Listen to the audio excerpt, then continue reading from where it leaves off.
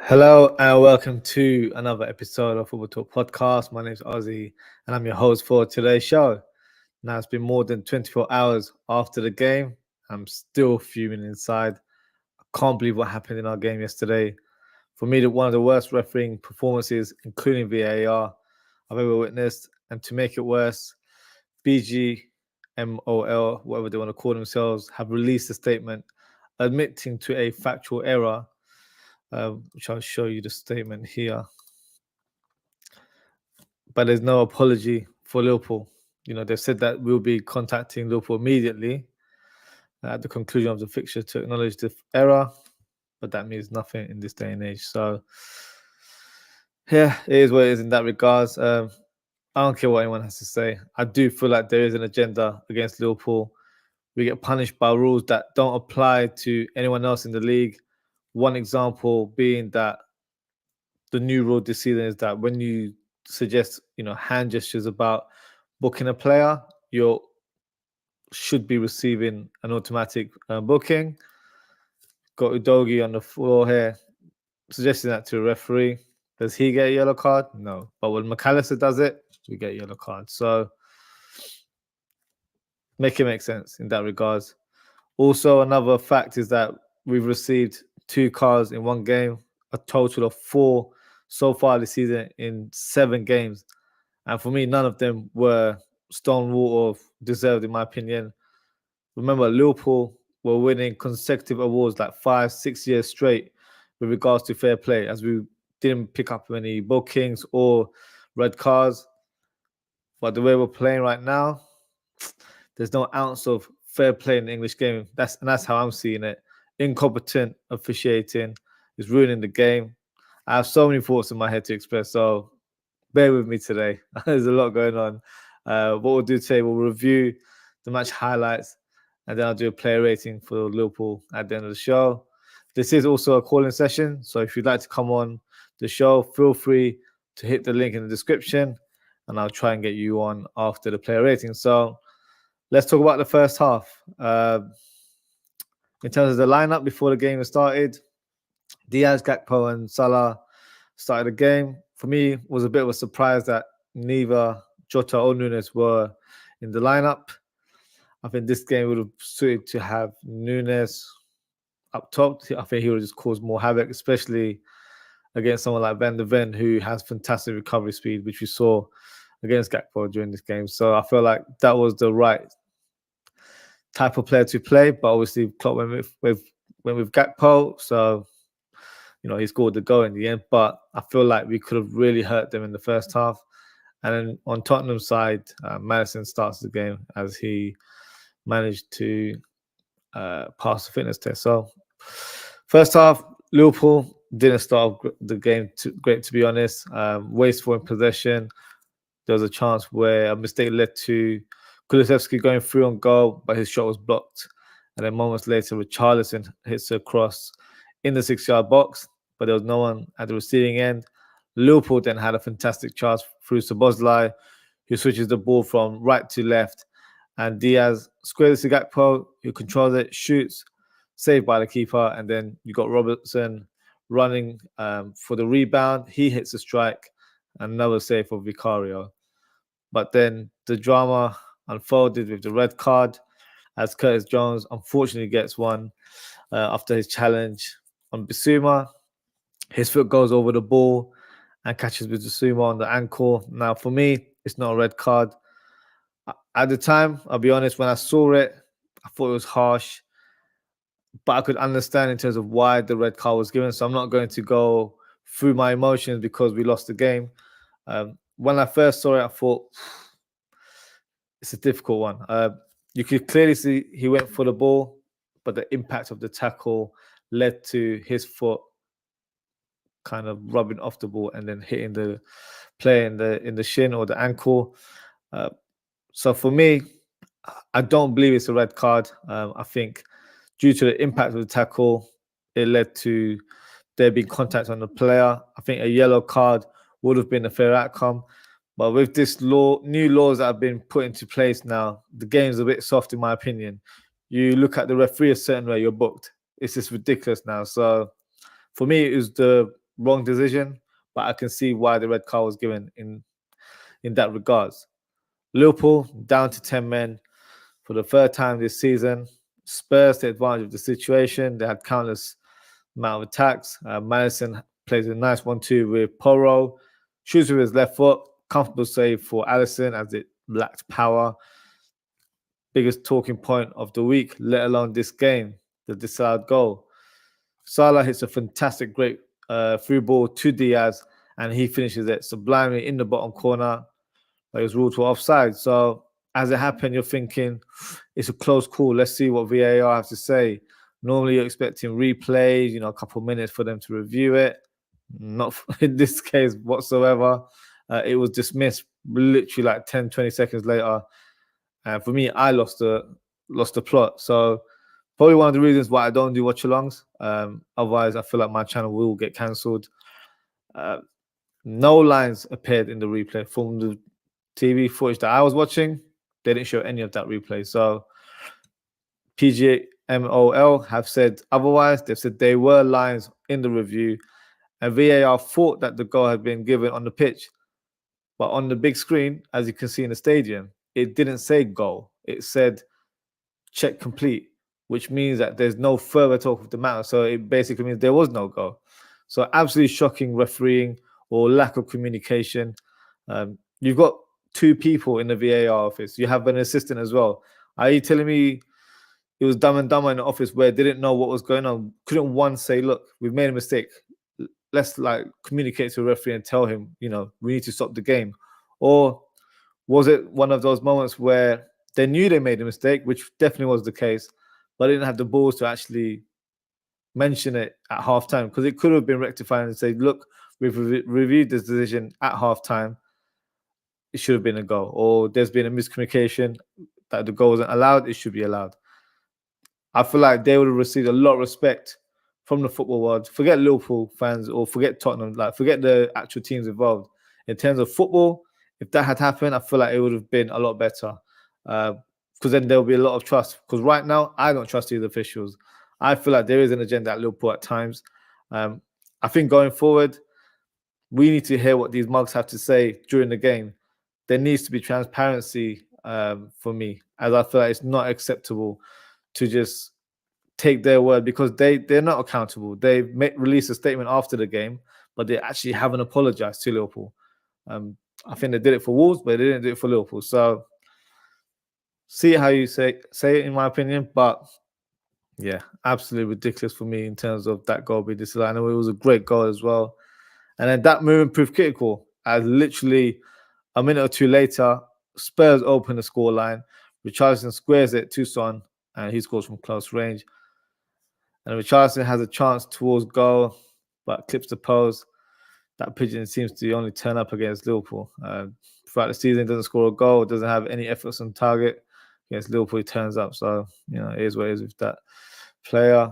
Udogie fouls Gakpo from behind, only gets the yellow card. On another day or another team, maybe he might have been given a red, but not for Liverpool. Painful challenge for Gakpo. But despite feeling the effects of the challenge, he manages to get on the score sheet. Great turn and shot, smash it in the middle of the goal. Liverpool almost take the lead, as I mentioned that moment with Diaz. But then there was another one, in fact, just before halftime, where Salah hits a sublime pass to Diaz. And I think Diaz just wasn't expecting that kind of execution. Tried to stretch for it to make contact, but couldn't get enough in order to guide the ball to target. So, look, overall, mixed feelings about the first half.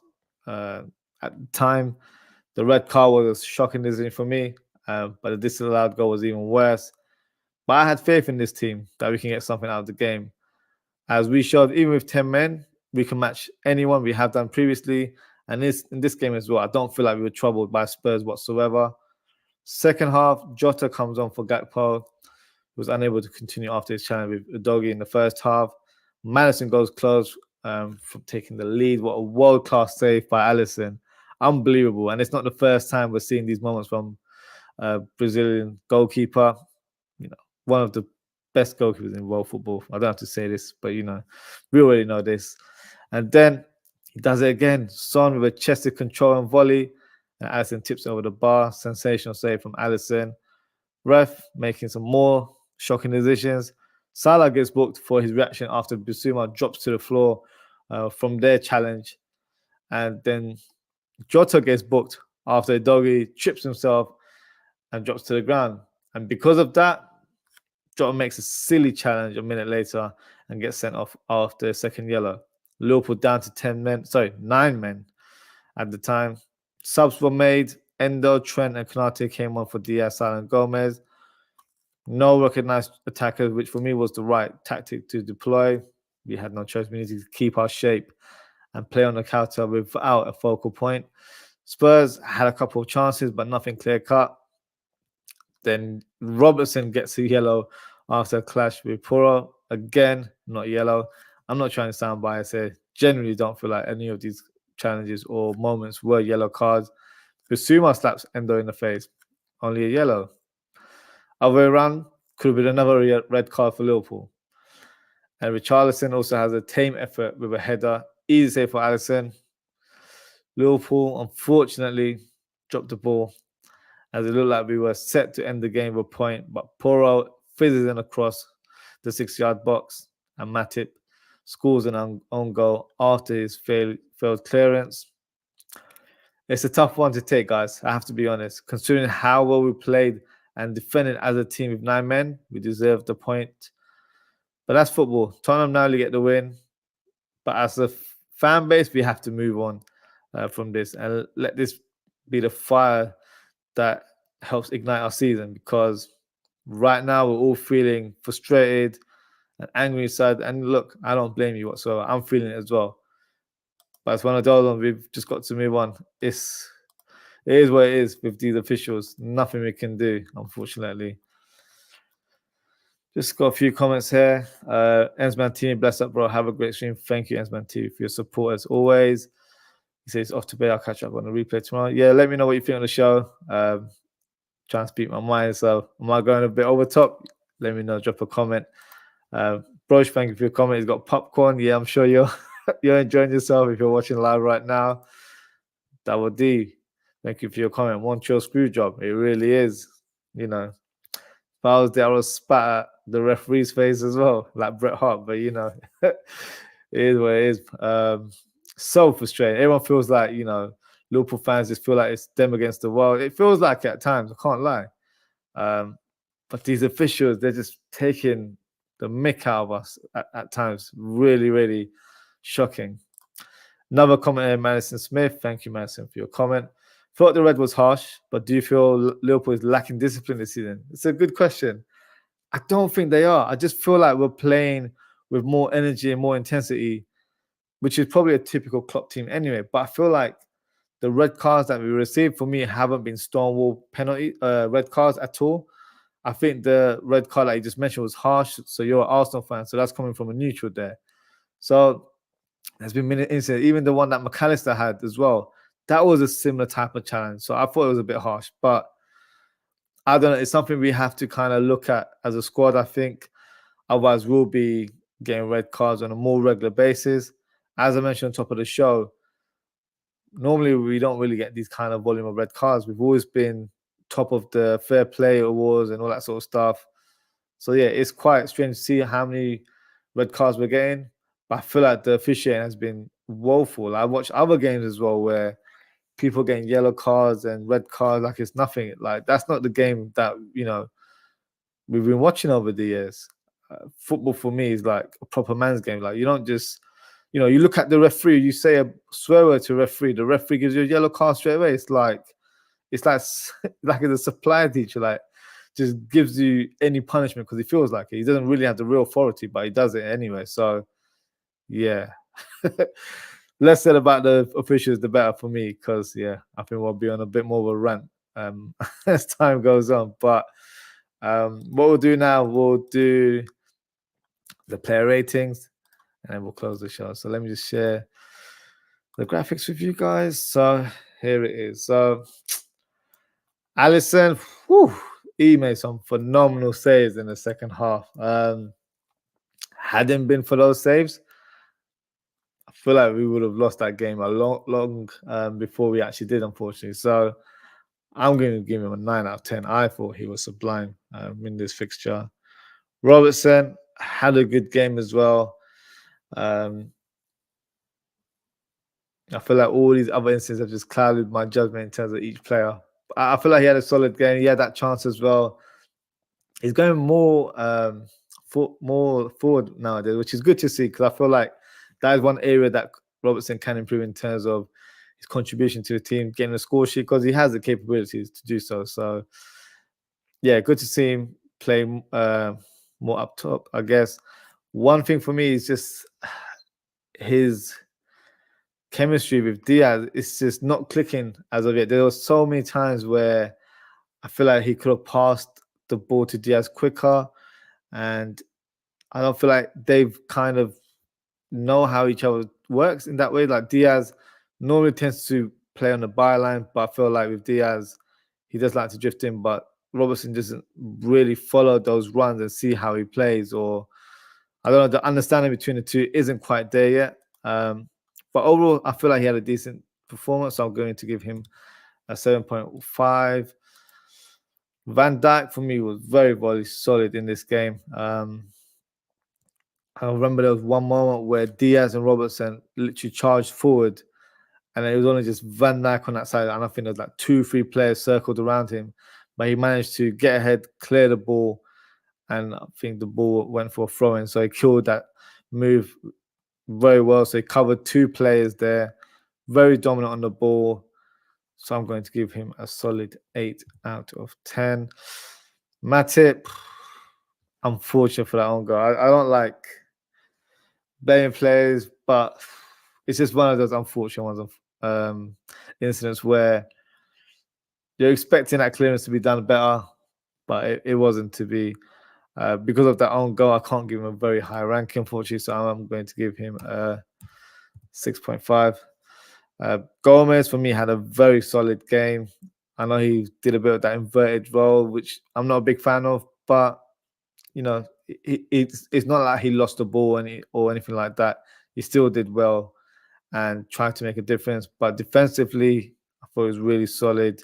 Didn't really get troubled on the right-hand side. Up top, even forward as well, I think he made good runs as well. I just feel like he's been in fantastic form so far. It's been really good to see from him. So I'm going to give him an 8 out of 10 as well. Then you've got McAllister, who had a solid game as well, I think.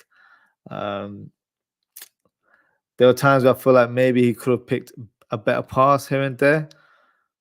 But I think when we're down to 10 men, he had to play more defensively. I know he plays as a 6 anyway, but I feel like he wasn't really able to express himself after that red card. So everyone had to adapt. And so, yeah, so I'm going to give him 7.5 as well. So where is 7? There we go. Curtis, what can I say? Before the red card, I thought he was doing a good job for the team. Really positive, really energetic. Yeah, it's unfortunate. I wouldn't say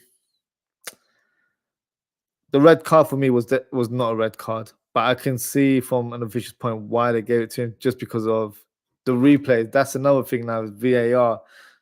As soon as the referee went to the screen, they literally had the capture of him making contact on Bisuma's ankle. That was the first image he saw. So that was already premeditated before the referee even saw the clip being played. So I'm not, people can say, oh, yeah, it's an agenda against Liverpool. But look, see it for yourself. The picture's already there. When you've seen something already, as in the end product, you don't need to see the whole trailer to know what's going to happen, right? So, yeah, unfortunately, a red card. I'm not sure if it's a 1-match or 3-match ban. I feel like it'll be a 3-match ban because it's straight red. So that's unfortunate for him. So, yeah, unfortunately, I can't give him a high ranking as well. So I'm going to have to give him a 5 due to that red card. Is 5 even high?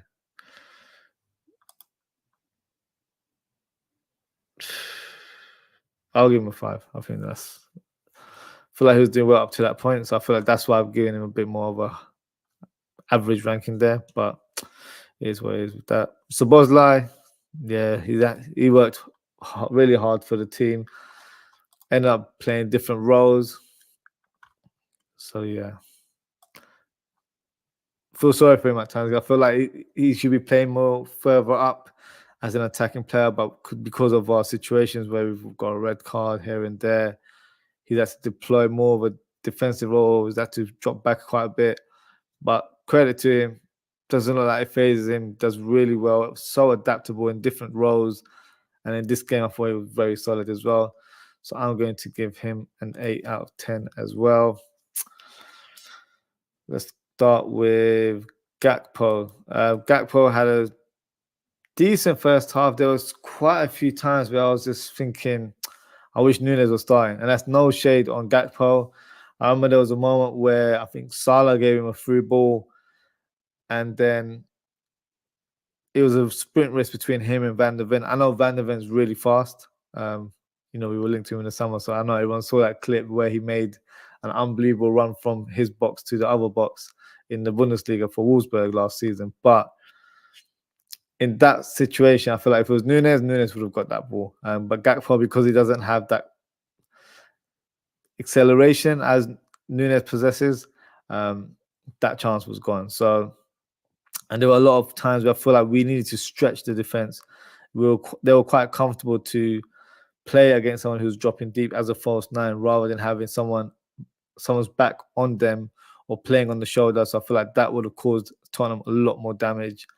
But with that being said, I feel like his finish was fantastic, considering he was injured whilst he took that shot as well. Shows his commitment and playing for the cause, which is always great to see. So with that said, I'm going to give him an 8 out of 10 as well. Diaz, for me, had a good first half. I thought it was really positive. Unlucky not to get that goal, which was disallowed. However, second half, I thought he was quite wasteful with possession. I think he was very frustrated as well. Robertson played a lot of passes that went astray from Diaz. He just didn't like things were working for him. So yeah, a shame. I feel like maybe it was just the mentality of going down to 10 men affected his kind of focus in the game. Maybe it's because he's not used to defending as much as for an attacking player. I feel like he had to work really hard during this game. Maybe that took away his energy to be lively or to have any input or output, I should say, further up top. So I'm going to give him a 7.5. I feel like he dropped off in the second half. Then you've got Salah, who for me was fantastic. He was our only attacking force, in my opinion. Gakpo had flashes, Diaz had flashes as well on the wing. But throughout the game, Salah was really trying to make things happen. Udogie got a couple of tackles on him as well. Even Van der Ven tried to outmuscle him a few times, but he kept on going, he kept on persisting. He wasn't going to get beaten in this game. And so unlucky not to be on the score sheet and not to be on the wing. So I thought he was fantastic. For me, he was actually man of the match. I thought Salah was really, really good. So I'm going to give him a 9 out of 10. You're probably thinking, why am I giving high rankings for a team that lost? You have to look at the individual performance. That's how I rank my players. I don't just do it based on the actual scoreline.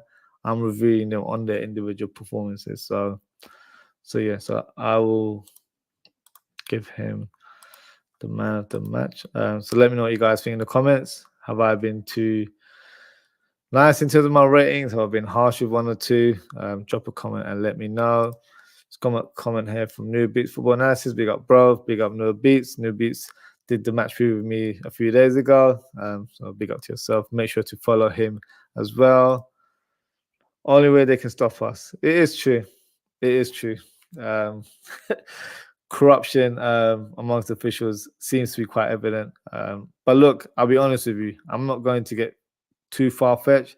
I actually don't fear anyone in this league, and that includes Man City. I feel like the way we've been playing, we can match any team in this league. And considering we keep playing against teams with 10 men and still matching them like we have 11 on the pitch shows our level as a team. When we had 10 men against Tottenham in this game, you couldn't even tell that we had 10 men. They looked like they had the 10 men. They just looked like they couldn't make things happen. We were so strong as an outfit. They couldn't get past us. Even throughout the whole game, the goals that they scored, their own goal, obviously that's their luck. And the Son one was, I think, probably just a lack of focus from what happened with that Diaz goal. So they never outstretched us in any part of the game, considering we had 10 men, then we had 9 men. They never stretched us. They never outplayed us. They never went through us. They couldn't do nothing against us, in my opinion. So I'm not going to give Tottenham credit for this victory at all. It's just one of those ones where luck was on their side. And then, you know, the officials were there. I know I've said that Mo Salah was man of the match. This fella, Simon Hooper, he was man of the match for Tottenham. So that's how I see it in my eyes. And considering that the lines were not shown, look, I've got it right here. This is the offside line right there. How blatant is that? It's not like Diaz was 10 miles offside where you're like, come on, behave yourself. That is no way.